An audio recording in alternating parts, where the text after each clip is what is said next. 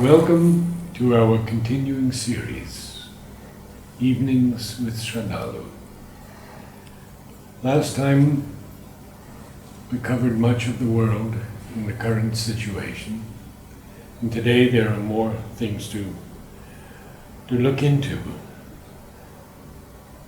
And in the future we will be doing Aurobindo and the supramental action on earth, and then these core values that the Mother has given us. So we have a lot to do in the future. Sraddhalu, the East is growing in importance and strength, as the West seems to be facing somewhat of a decline. How do China and Russia fit into this scheme?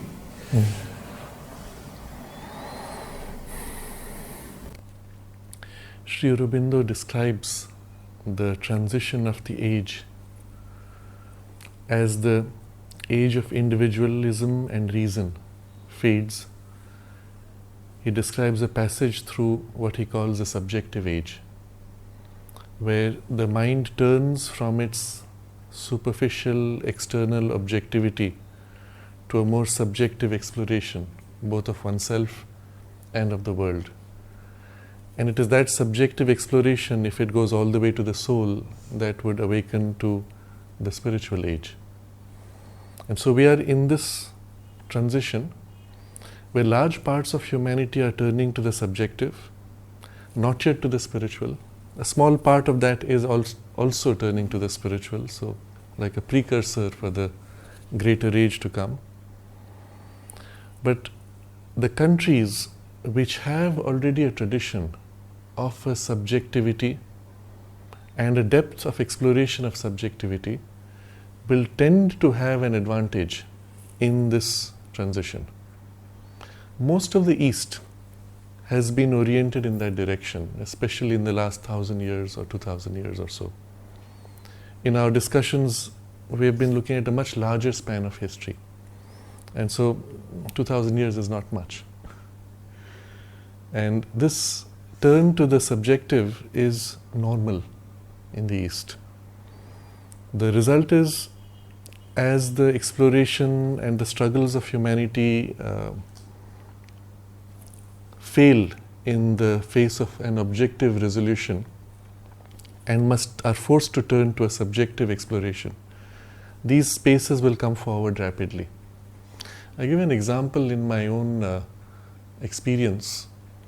There is an ongoing exploration of consciousness in the field of science, coming from many directions. It's interesting that it is interdisciplinary. Artificial intelligence, as it seeks to develop intelligence, hits a barrier where intelligence cannot be real unless it is conscious and self-conscious. And so the question of what is consciousness becomes critical. The exploration of biology, similarly, as it begins to observe the working of the body, tissue, its responses, although assuming consciousness to be a product of the nerves, very quickly comes to a barrier where it says the operations of consciousness cannot be explained purely by brain. There's something else happening which is controlling the brain rather than being a product of the brain. And so it hits this barrier. Is consciousness ruling the brain, or is brain causing consciousness? And the evidence is towards the former. And so the question of consciousness has become critical in neurobiology, and that's the cutting edge.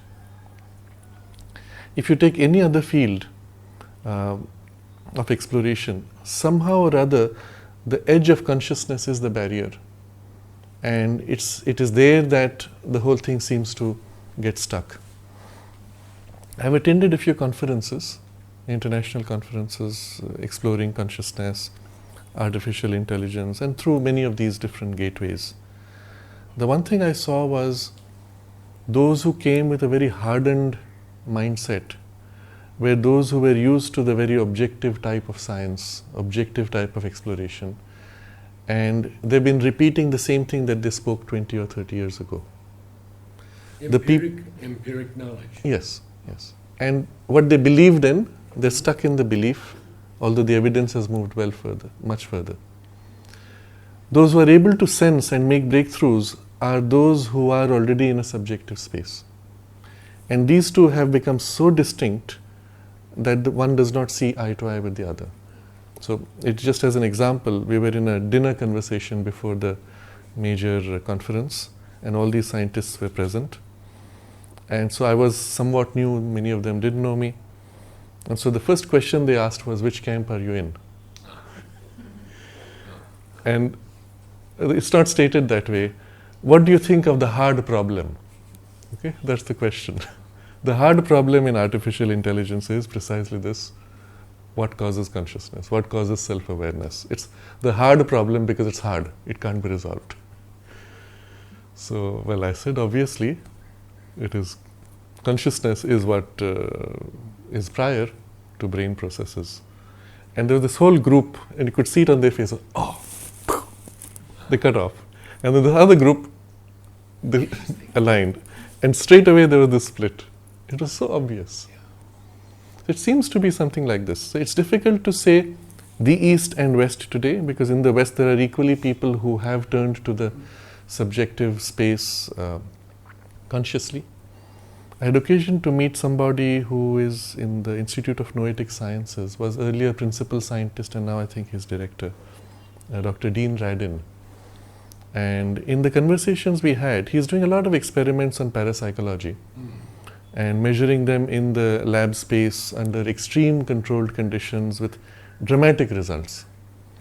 And obviously, any experiment in that space has to turn to Eastern knowledge, has to turn to yoga, has to turn to the chakras and the subtle bodies and subtle energies and all that which is so well organized and developed, and the means to develop those capacities.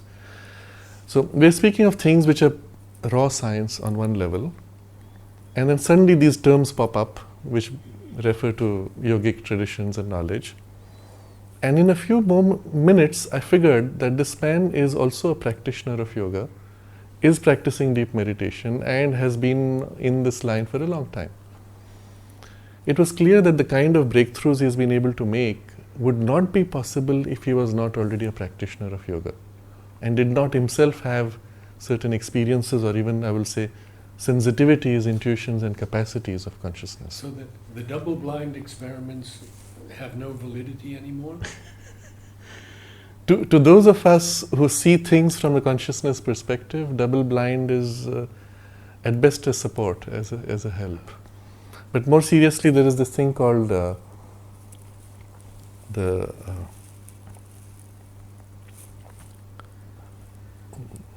what's it called? The effect. The consciousness of the view of the practitioner. Yes. Is affecting the result. Yes, yes. But the expectation of the result changes the outcome, and there's what they call the placebo effect. Okay? If I give you a medicine and say this is a medicine which will have this result, there's a certain effect. If I give you a sugar pill and say this is a medicine which will have this result, something like 60 to 70% of the time it will have the same effect as the medicine.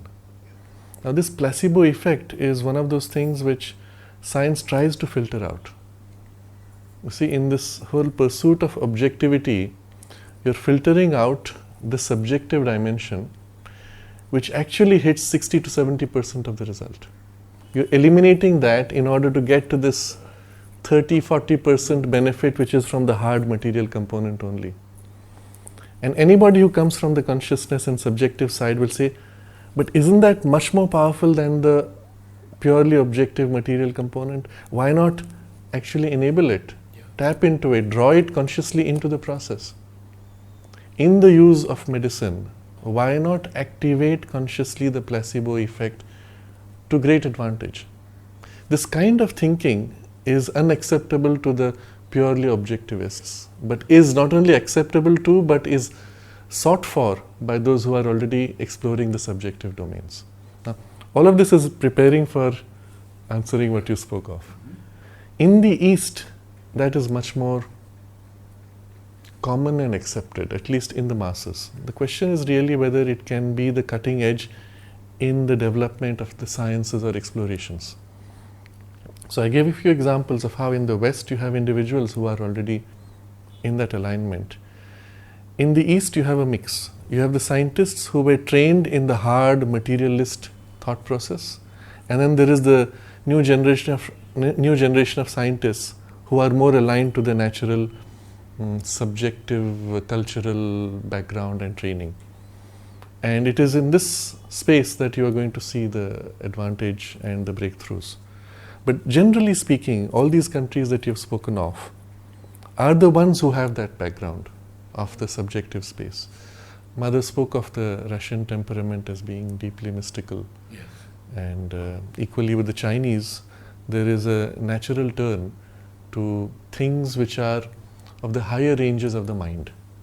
Not so much an internal emotional subjectivity, but the abstract thinking of the mind, which has a perception of something which is a touch of the infinite perhaps, and a touch of the transcendence of form. So a mind which is so formed can easily break through these superficial barriers and play with deeper realities. I don't know if you recall this incident that Mother narrates when she was on the ship. I think she was heading for Japan, and there was a evangelist or one of those Yes, I remember. who was saying that he was going to go to China to teach people about God. Yeah. And Mother's comment that they're already a race that has developed their own very highly sophisticated concepts of God, and this is almost childish what he was bringing to them.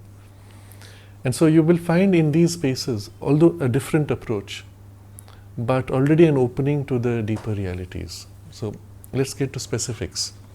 In Russia, well before the Second World War, there was already an extensive exploration of parapsychology. Oh yes, telekinesis, all kinds of Open experiments, openly experimenting with all these, to try to understand, to try to replicate, and then to apply them. In the late 60s, early 70s, the CIA discovered that the Soviet Union then, but centrally it was still the Russia and those temperamentally that space. The CIA discovered that they had ongoing 35 different experiments, laboratories, exploring parapsychological phenomena for military application alone. Many of them were involved in what they call remote viewing, telepathy, telekinesis, and a range of other phenomena which involved senses transcending the biology, to be able to read with your fingers, for example, and things like that. They were doing experiments with submarines. Now, this was a problem at that point. How do you communicate with someone in a submarine? Because electromagnetic waves don't penetrate that deep into the water. And they found telepathy to be effective. But they were experimenting with means to make it accessible and so on. And all this is happening at a pretty early stage, just after the Second World War. And the CIA was shocked, and they decided that they had to catch up. And so they initiated what became later on the remote viewing program, and Project Grudge and Project and so on. There were several names to it, Stargate, etc. But it was almost as if they were playing a game of catch-up.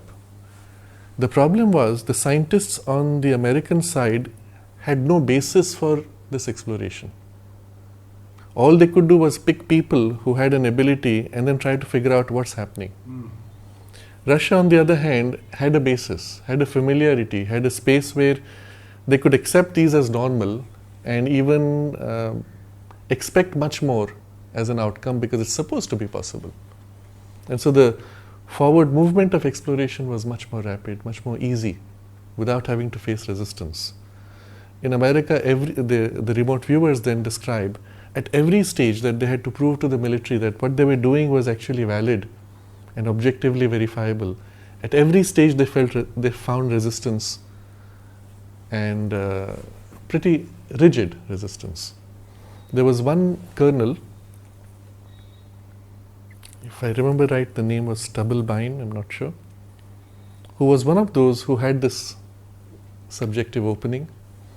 He believed, and there was a lecture that he gave to a large part of the American military senior brass, saying that this is the future of warfare, where all your electronics will become irrelevant. It will be the mind influencing objects, electronics, even the weaponry, being able to intervene directly. The mind being able to see, transcending all these machines. And as an experiment then, right there in front of that whole group, he had spoons distributed and made them go through an experiment of spoon bending with thought power. He made it happen. And he said the future is going to be far greater. We will have, and they called it super soldier programs, where people would develop the ability to dematerialize or semi-dematerialize their body to be able to walk through walls and stuff. It was crazily out there on the edge. The result was, of course, a very strong reaction from the more conventional minds, which were matter-based and couldn't recognize that these possibilities are part of the human potential. In fact, those programs did continue, but they were pushed aside into what is now called black programs, not exposed to the public, not accountable to the public. And so there are things still happening. But it was in resistance, in a space of resistance. Whereas here in Russia, in China, there is an open acceptance of such possibilities, and therefore the forward movement can be open and accepted in a widespread way. Wasn't there even an experiment that proved that they could enter the minds of the enemy and change the mind? Yes. There was a whole first initial experiment in what they call remote viewing. They discovered soon, and this is again going to the CIA experiments only, they discovered that viewing was not just a question of sight, it was a question of perception which transcended sight. You began to experience also states of consciousness, emotions, energies, much more than pictures. So if you entered somebody's mind to see through their eyes, you could experience their thoughts and emotions. So first discovery was that it's much more than just seeing, it's experiencing. The second discovery was when you can experience somebody else's state, you also are influencing their state with your state. And there's a kind of a mixture that takes place between the two. One of the problems the remote viewers faced, one of them describes this in a book that he wrote afterwards. He was tasked with remote viewing the state of mind of a certain dictator. I think it was the Middle East, he doesn't mention exactly which country. And he said, having done that and having described his state of mind and his plans, he comes out and then he's going to drive home for an hour and a half. And as he's driving on the highway, he's thinking of what he has to do. And he says, I have to get home, I have to do this, I have to do that, kill my wife, and then go to sleep. And then suddenly there's this shock. What did I just think? And so he stops the car right there on the edge of the highway and tries to figure out where did this come from. And he realized that in that moment of identification with that dictator, he had caught the imprint of his consciousness and his thoughts, and he was infected with it, not realizing what had happened. And he said that's when he went through a process of disengaging consciously. And he notes in his book that 2 weeks later, the wife of that dictator mysteriously vanished and was not heard of again. So it was obviously a part of his thought process, So they realized quickly that not only they were getting imprinted, but the reverse could be also done, that they could influence somebody's thinking. And if you put this in the hands of the military, what do you expect will happen? And of course, then they have to develop means to protect themselves from such influences. And it gets very messy. The whole thing becomes almost a raw, occult battle. Shifts from purely material to an occult level. Another example which they have documented was they were tasked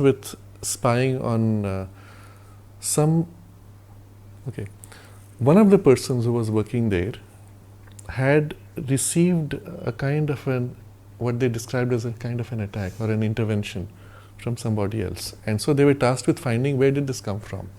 They traced it to a location in Russia, in a building, and so the remote viewers were tasked to find out who it was or what was their intention.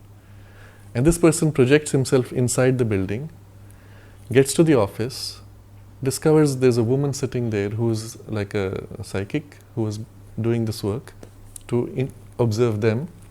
He now observes her, and in that state of observing her, he realizes that she has become conscious of his presence. And from her side, there's as if this push, and he quickly backed off. And there was a whole thing that took place between them. Much later, after the end of the Cold War, they met physically and they exchanged notes of that event. But he said, this thing which happened, it was almost like an occult battle. He could not report it to his superiors because they would have shut down the program in fear of what this means, because it's too far beyond their conception. So I'm giving this example only to show you how the difference of mindset or the cultural values being more materialistic and objectively seated or being more subjectively centered can make a huge difference in terms of the forward movement of present technologies. And particularly as humanity itself moves to the subjective space, suddenly the subjective means are becoming more powerful. Now, I've given examples which are more on the military side, but consider other things such as well-being or health or interpersonal relations. And this is something which I find very difficult to manage. If you go to a space like France, where any vocabulary that refers to things of the subtle domain is not only dismissed offhand but is feared, because the culture has gone through that passage of eliminating religion, and with it all the rest that comes with it. It has to be purely rational and materialistic. So you use terms like a presence or an influence of an environment or thought forms, energy forms. It's scary for many people. Unless you reduce it to a vocabulary which is almost physical. Energy is okay. So you can speak of energies. So you can say that, for example, when we sit down and we are happy, then we leave behind an energy which is positive. Now what that means, they don't care. But it's within the range of acceptable vocabulary. You speak of crystals, you say energy. Everything is reduced to energy because that's physical. But they think of it also as a physical energy, not as something of a higher grade. And so you have to as if dumb down and reduce everything to a level that is almost health-based, biology-based, matter-based, energy-based. The things of the spirit have to be at best mildly hinted at, and then you leave it at that. You come to the other space and you can talk directly. You can speak of how thought forms interact with thought forms, how energy is released, engage with energies, modify each other, the whole world of the vital or mental domains and how they influence the physical. You can speak of it so freely, it's almost like a relief. Or from there to move to the sense of the concept of the self and spirit. It's a relief to be able to even share those things. So when I look at these spaces, it's clear that in the emerging future, the individuals and the collectives which have a sense of comfort and familiarity with the subjective space will have the greater advantage. I wanted to ask rather interesting question, and that is, in this new creation, what do extraterrestrials have to do with the forwarding and realization of the new world?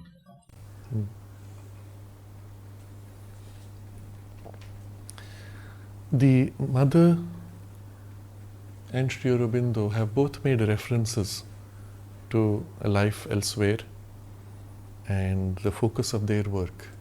I think it is Sri Aurobindo who says something to the effect that in this incarnation their focus is primarily for the earth.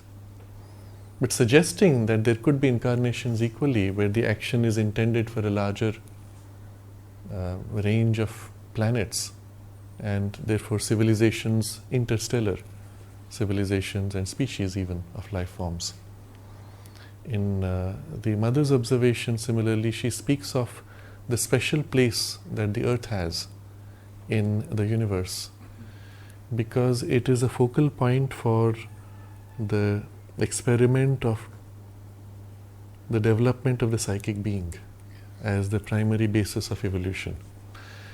Sri Aurobindo in The Life Divine refers to two different mechanisms of evolutionary development. Now, all of this has great import with what we are discussing. Most people don't realize these connections, though. There can be, as Sri Aurobindo describes there can be two forms of evolution. There is an evolution where a species grows because of the collective change through the generations.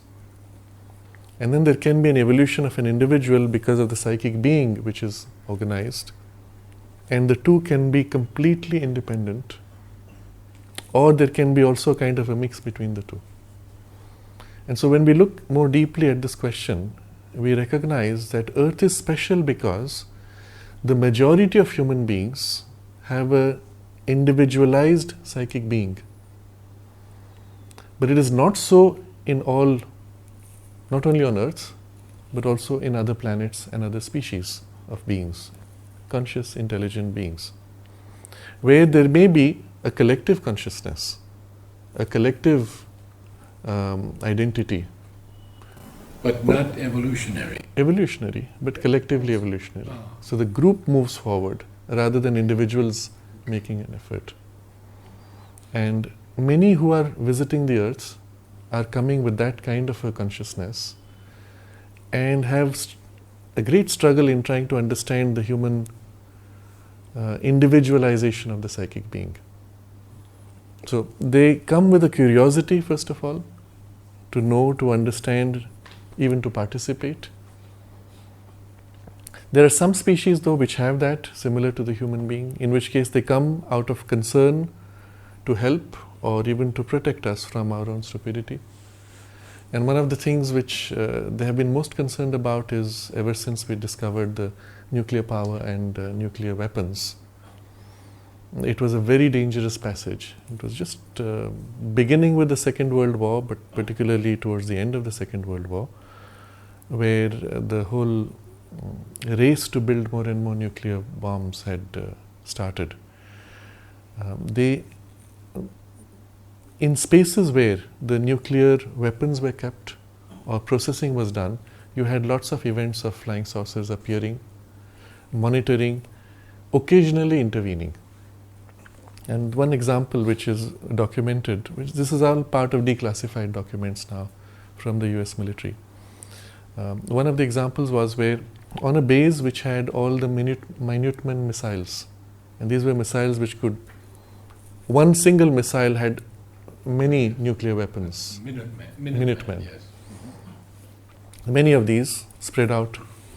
So the UFO appears on the base, and of course all the alarms go off and they are all moving to protect the base from who we do not know. And suddenly the power fails. The entire base goes black. Now all the missiles have their own backup power, so that nothing can stop it. Once it's released, it's the end of the world. So and suddenly all the missiles shut down. And they're seeing all this helplessly. All their weapons, all their technology fails. This thing stays for a few minutes and then it moves off. And at that point the power comes back, the base is operational again, but the missiles have stopped functioning. And so they went to study what happened in the missile, and they found the computer chips inside had been melted, they had been fused. They had just been knocked out completely. And all this thing did was to stay there and go away. So at first the reaction would be, what if it's the Russians with a new weapon, right? Except that at the same time in Russia, you had the same thing happening, a UFO coming, knocking out all the missiles. And so when they spoke on the hotline, they discovered the same thing had been done to both. And so there were many such incidents in which there were interventions, as if saying, okay, stop your stupidity, move to something more reasonable. There's another example which is again part of the declassified, or there are people involved in these programs who have come out now and spoken of it openly. They were testing one of the most advanced missiles, and as the missile took off, it was supposed to be a nuclear missile, and it was going to be one of those which would be the most rapid. As it took off and as it's moving, suddenly this UFO comes, hovers just above it, following exactly the path, then goes zip, zip, zip, 4 positions, and moves off, and the missile tumbles out of control and crashes. Just like that, with all the telemetry watching this, and the whole thing was of course classified. But the message was, look, your best missile is nothing compared to the means we have, and stop this meaningless race to destruction. When their attempts to communicate in this way, even directly sometimes with leaders in the world, failed, there was a period, particularly we see this from the 1950s up to the late 1990s, where beings from other planets met with people on Earth to convey this message that you have to stop this nuclear race, you have to dismantle nuclear weapons. And if you look at some of that literature, and I've been through a lot of this in great detail, it's quite fascinating. A lot of it is also validated by subsequent technological developments. One of the things which they pointed to was the appearance of the ozone hole long before it was actually detected. They warned of this. They warned of many other destructive effects of the nuclear weapons. Now, at that time in the 50s, up to the 50s, the US was exploding nuclear bombs on the surface of the Earth openly. And in Texas, there were these spaces where there would be a nuclear explosion, and maybe 20 miles away, there would be a town. The residents of the town would be given specs to come and watch safely the nuclear explosion. No one is concerned, or no one is telling them about the dangers of the radiation or the fallout which is going to happen. And the military was checking what was the result on the people in the long run from exposure to the fallout. Now, this is inhuman, but well, it was being done. And all kinds of experiments to make these explosions larger and larger. And each time it was spreading this very fine nuclear fallout material into the Earth's atmosphere. The practical result of which is that everywhere on Earth are these fine particles which are spreading radiation and poison and entering into all functions of life everywhere, in all creatures.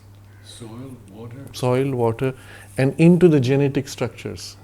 And there's no way you can avoid this. You breathe air, and you are breathing now air which is filled with this poison and radiation. Now, one of the things which, the messages which came from these beings from other planets speaking to human beings, saying that your scientists have only discovered the most crude part of the nuclear radiation. Even if you have a nuclear power reactor, you're protecting from alpha, beta, gamma waves. That's only the crude part. There's a much finer radiation which you have not yet detected, which is actually eating into matter, which actually weakens the metallic structures of encasement. And that escapes your containment vessel and enters the environment and enters into all life processes. And they speak of what will happen as a result of this. They say first your weather patterns will change. Your weather will become much more extreme and unstable, which of course has happened. The second, they said, as these things enter into life processes, you will have an increase of diseases, including cancer, which also is validated. But they said, because it works at a genetic level also, you will find suddenly that the smaller insects will begin to become much larger. And the more aggressive forms and more poisonous forms of these insects will increase. Whereas the more gentler types, the weaker ones would tend to fade out. Now, I've been observing this because after I read this, I said, okay, but is there evidence to this? This was stated in the 50s. I'm observing for the last 20 years. consistently from all over the world reports of unusually large insects, and for reasons we don't understand. Of course, we can generally say it is the increasing poisons which we're dumping into water and all that, hormonal particularly, which would modify growth rates and things like that. You see the bees, for example, in America, you have now the bees which are more poisonous, more violent, which have taken over, and the milder original bees have become less. Yes, we've seen that. Some of it has been because of imports from other countries, yes. But there's something which is happening which some of it can be purely from general toxins being poisoned, but a lot of it is also related to the effect of the nuclear poison that is put out in the air. Now the result of this, why I'm going into this in detail, suddenly out of the blue, all the countries which had nuclear weapons and were doing these tests came together and made an agreement not to do open air tests. And this was at the end of the 50s. All of them, Russia and America, were fighting each other in the Cold War. Suddenly they agreed to do, and no reason was given.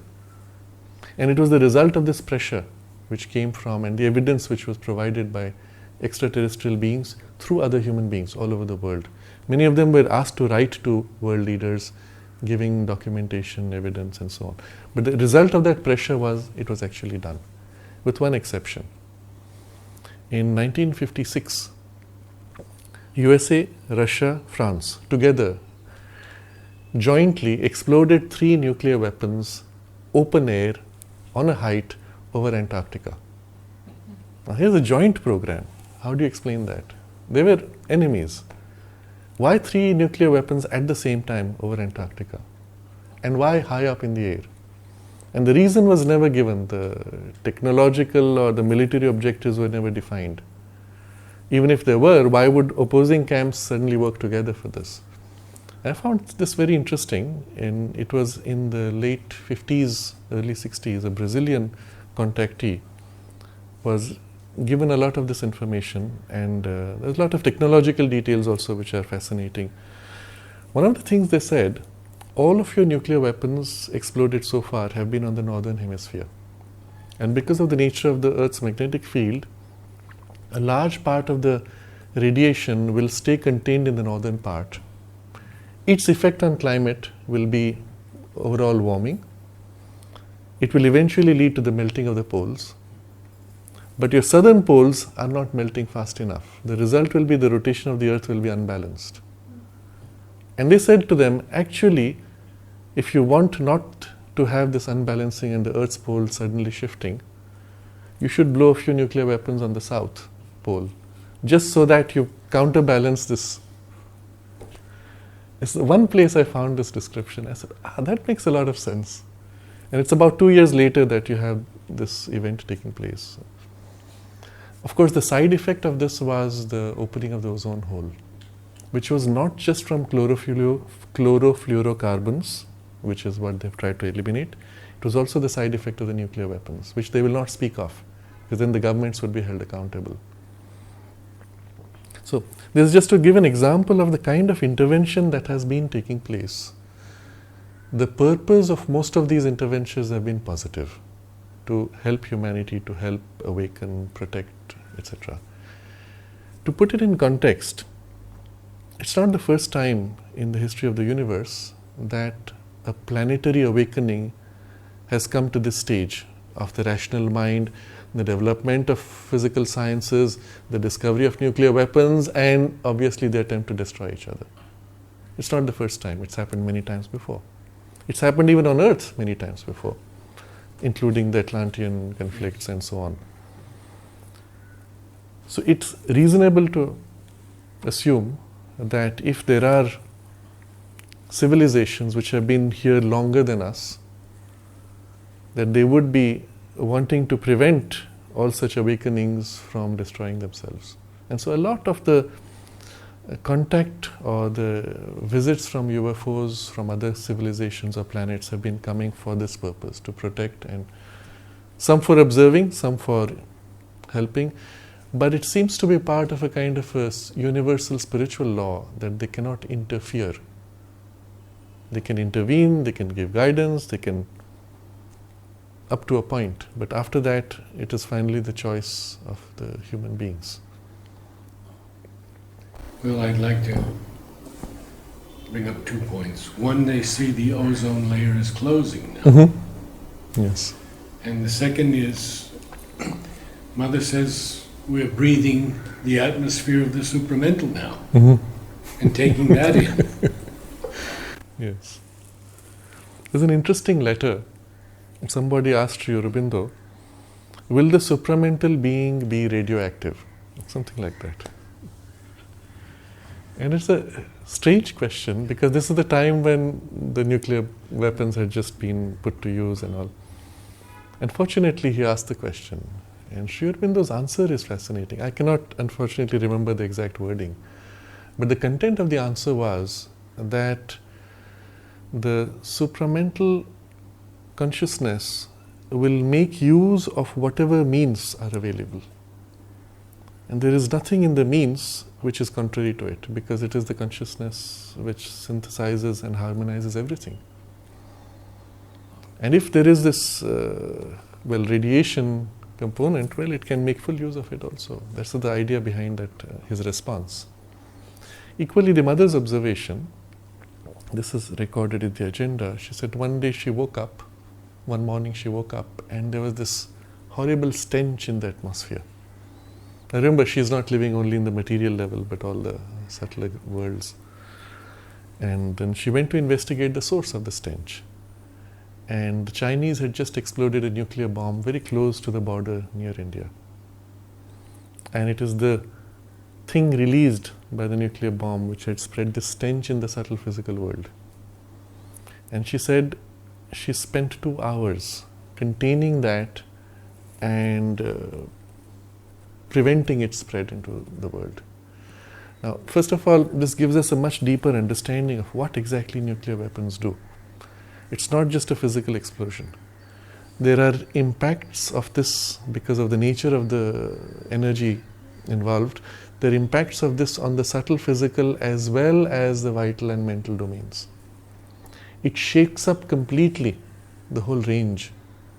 And the beings and the harmony which has been built up over millions of years on all these levels is broken to various degrees.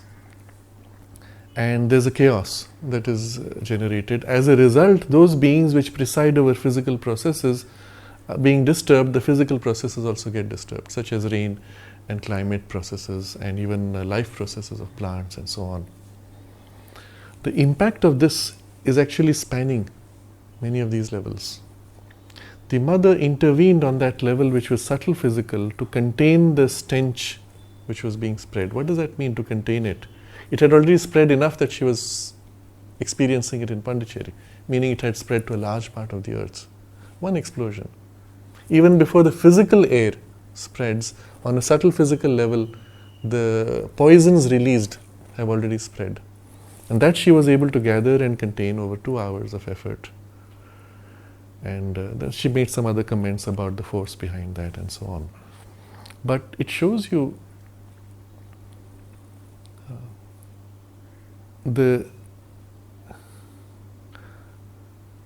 nature of the, let's say, the supramental consciousness, being of course working on all these levels, would take into account the poisons which have been spread, whether nuclear or chemical or otherwise, would take into account all that, not only adapt to it, but even possibly make use of it in its own change. Now, one of the things which I will point to is the release of hormones in the water. Perhaps I've mentioned this before. In the plastics which are being used nowadays, most of the plastics have a chemical structure which is very similar to estrogen. When the plastic bottles are thrown, they leach. Or even the water you drink from a plastic bottle, if you observe the transport of these bottles, soft drinks or even bottled water, you'll see them exposed to the sun for hours in the heat. And when plastic is heated and exposed to sun, you know what happens. The ultraviolet rays will break down the chemical structure, and it will leach into the water. Now, the water you're drinking is full of these leached chemicals, most of which are similar to estrogen. The result is it's like taking estrogen into the body, and it disbalances the whole hormonal system. In the USA, many of the lakes now have levels of this plastic estrogen so high that the fish are having it's messing up the gender of the fish. There are fish which have male organs and female organs at the same time, or they're switching sex halfway through. They start with one and switch into the other gender. And all of this is messing up their balance, messing up life processes completely. But the question you have to ask is, what's it doing to human beings? And you see something, I don't know if it is, if one can speak of this openly, but there is a whole shift taking place in the sense of gender consciousness or gender identity in a way that seems to be unhealthy. And a lot of this could be the result of the mix of these hormones coming in through plastics and through other foods, disrupting the natural biological balance. Now, having said this, yes, I'm putting it in the context. Strong statement. But it's true. Yes. Putting it in the context of the supramental, the mother spoke of the supramental being as being essentially genderless. Yes, sexless, yes. Mm-hmm. Meaning, in terms of consciousness, of course, it is able to express the full spectrum of what the range that the genders are, of which the genders are only specialized extremes. But also, it does not need, therefore, organs for procreation. So, the consciousness of the supramental being may still express the feminine or masculine tendencies according to the nature of what it wants to manifest, but would be essentially genderless. Mother spoke of this from a different context. She said, when she was asked, what would be the first signs of the supramental working in matter? She gave two indications. First, she said change of weather patterns. And this was in the 60s, she spoke of this. And what she said was fascinating. So I'll digress and then we come back to the second point, which is what I'm interested in. She said the Earth temperatures would become more, the extremes would become less and the climate would become more temperate. That means the places which are extremely cold would warm up, places which are extremely hot would cool down. And so obviously you have melting glaciers because it's extremely cold. On the other hand, you have deserts where you have rains beginning. Something is happening. And one of the outcomes of that would be eventually, she said, snow in Aurobindo. Yes. Okay. So she is foreseeing a major shift in the global weather patterns, of which she only is giving you a hint. And interestingly, in the military experiments with remote viewing, when they tried to project themselves to view the future, they saw the Earth completely different with a much more temperate climate all over the Earth. The extremes of seasons becoming less and less as the future trend. So that's one side, and that would be the working of the supramental consciousness in spite of all other human interventions which are causing climate change. The other side was, Mother said, the effect of supramental consciousness on matter will be on the human body. The human body form will change. It will become more androgynous. The exaggerations of the male and female forms would become less. And she said, the first signs of this will be seen in those who are working on the body consciousness, such as gymnasts and athletes. Now, for us, the evidence is obvious. You look at the Olympics, you look at a gymnast about to do their thing and you're not sure if it's a he or a her. Yeah. Most cases. Okay, many of them are teenagers, but even those who are older, it's not always obvious. It's as if the body becoming more conscious opens to the influence of the supramental more easily, and its working on the body is to make it more androgynous in form, closer to the archetype of the pure human body form, which is obviously genderless essentially. Now, I'm connecting this to what we discussed earlier. The means of these poisonings, this estrogen-like plastic effect in the waters, etc. On one level, it would poison and destroy life eventually. On the other level, because the supramental consciousness is working, it can make use of this to bring about a change, perhaps more rapidly, in the biological form itself, in the direction that it chooses. Now, this is the thing which we have to be very careful to differentiate. There is a poisoning process which is destructive, and then there is a greater power. If it was not there, the destruction and end of life on earth would be certain. But there's this greater power for which any means, including the means that oppose to it, are means that it can use for its development. You see? We have to understand the nature of the supramental working. Any power we have, we may come with, even a great spiritual power or psychological power. If the power works and is opposed by another power, well, you have a collision, because they are different powers. But the supramental power is a power which includes all powers. It is the oneness that knows the multiplicity. Anything that comes to oppose it is already its power in its oneness. So the harder you come to oppose it, the more quickly it gets the result that it wants. It uses your strength, your energy, your intention, however perverted it may be, it can use it to pull out of that the result that it wants. And this is the strange thing. If you come with a great force to oppose it, that very intensity will be used to hasten the transition.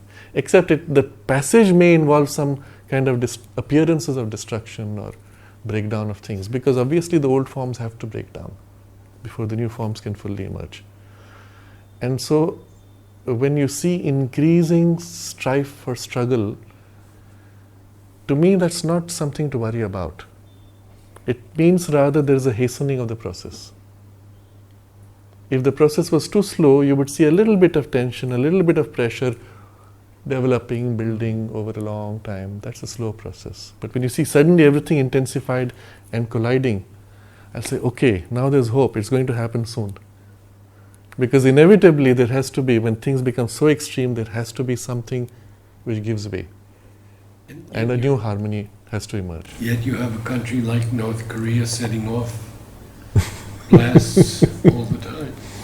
Yes. And so we do have these extreme corners, which are, let's say, the hiding places of the Asuric energies. And they are not always obvious. You see, when the Second World War ended, Sri Aurobindo described the ending not by saying, oh, it's been defeated. He said, now that the danger has receded, meaning it's not gone away, it's still sitting right there, waiting for its next opportunity. Where does it hide? When it's been exposed here and doesn't have its space to act freely, where does it hide? It goes underground.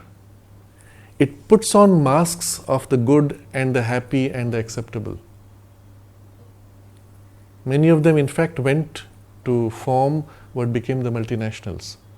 The very same forces which created the Second World War are now presiding behind the multinationals and working through those fronts to do exactly the same thing. So where do they hide? They create their own hiding, not always obvious.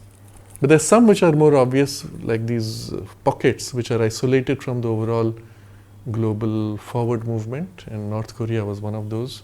There are a few others, many in Africa still, Central African Republic and some other regions which are completely cut off, which have become almost the den for the dark energies to hide and to, so to say, consolidate their power. But there are few such pockets. And yet, the force penetrates eventually, and you see today, for the first time, North and South Korea representing together in the Olympics. And what triggered it? So I'm coming to this as a conclusion of what we were discussing about the poisonings and all that. The supramental force will use that even as a means. It doesn't mean that the poisoning is a good thing. It's a bad thing. It is harmful. It's making the transition and the survival of life more difficult. But the supramental force will even use that, including the poisons in the atmosphere from the nuclear weapons. And so I'm coming to Mother's observation on this. After that observation of what came from the Chinese explosion and the stench, Mother spoke about it a little more. She said, exploding nuclear weapons is contrary to the evolutionary intention of nature. Nature has taken billions, not millions, billions of years to create the habit of stable atomic and subatomic structures. Now you have to understand what this means. So-called laws of physics are not laws, they are merely habits of nature. Nature has repeated those patterns so many times over billions of years that they have become now entrenched as the habit in the physical energy of the world, of matter. And the result is this stable appearance of atomic structures pretty much similar everywhere in the universe. And she says every time that you break these using the nuclear bomb, you're breaking that habit, weakening it, and loosening the bonds of the atoms. Because if you force something to happen here, the habit is something which is universal. The habit experiences its loosening across the universe. Now it's interesting, in many of these contacts from the UFOs, the beings spoke of this. You may blow your bomb on Earth, but it's affecting us on Venus and on other planets, because the impact of it is actually spreading much wider. What that was not obviously stated, but what Mother says gives you a deeper insight what's really happening. And then after saying this, and she says it's against nature, it's harmful, etc. After saying this, she says something cryptic and fascinating. She says, but perhaps this will be used in the new creation to make a much more flexible creation. You can see what that means. Matter had a rigidity of its habit. Now human stupidity has weakened that, and the supramental force will use it to make for something more flexible in the new creation. Fascinating. Yes. So the hope for us really, for the earth, for the future of humanity and the future of the universe really, is this possibility that the supramental consciousness brings.